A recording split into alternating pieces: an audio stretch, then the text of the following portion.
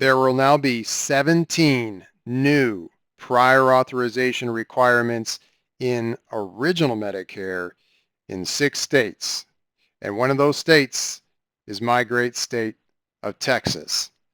My name is Mike Bauer with Houston Independent Insurance, and this is an update for you to understand the changes that are coming up here in 2026. So the WISER program, the Wasteful and Inappropriate Services Reduction Pilot Program, will bring these changes coming up in 2026. Now, these are 17 outpatient services that will now require prior authorization.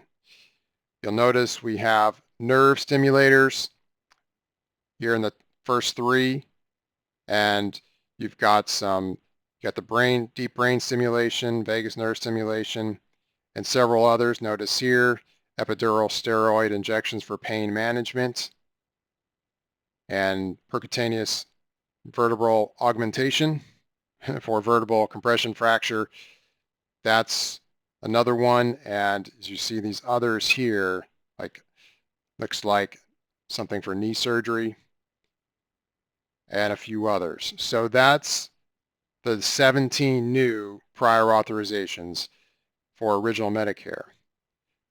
Now I did some research and brought this information up through ChatGPT to show how original Medicare before this had very limited and mainly for outpatient services, non-emergency ambulances, and mainly DME, durable medical equipment. Now that is going to expand somewhat. And for these 17 specific services, we possibly could have care delays in those areas. Now, if you compare this to original Medicare, 99% of the enrollees require it from some services.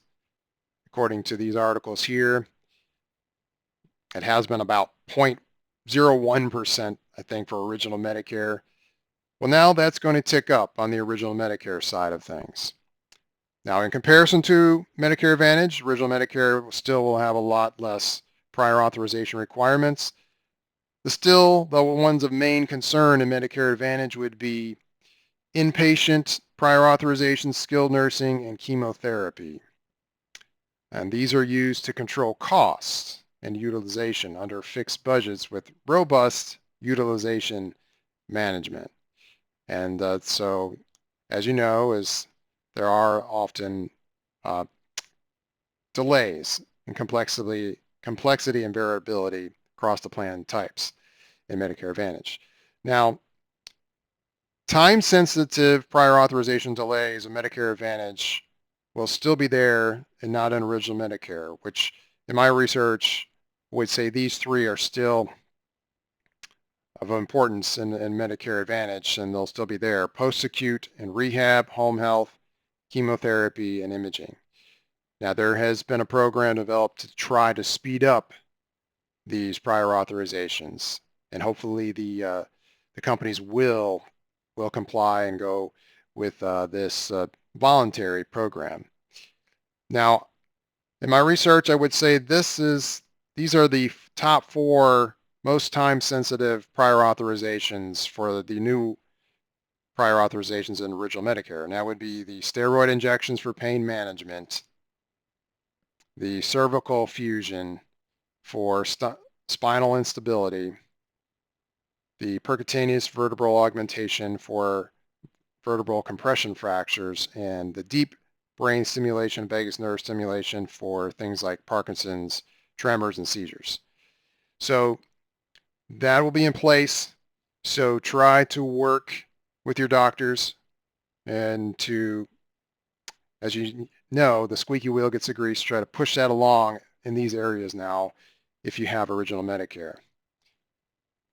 So there will be an uptick in comparison to Medicare Advantage. Be aware of that. And this is just to help you understand these changes. And so I hope this was a helpful video for you, and would love for you to like and subscribe the channel and like the video, and that would greatly help. And again, my name is Mike Bauer with Houston Independent Insurance. You can reach out to us on our website at Houston and the two letters II.com. Thank you. Have a great day.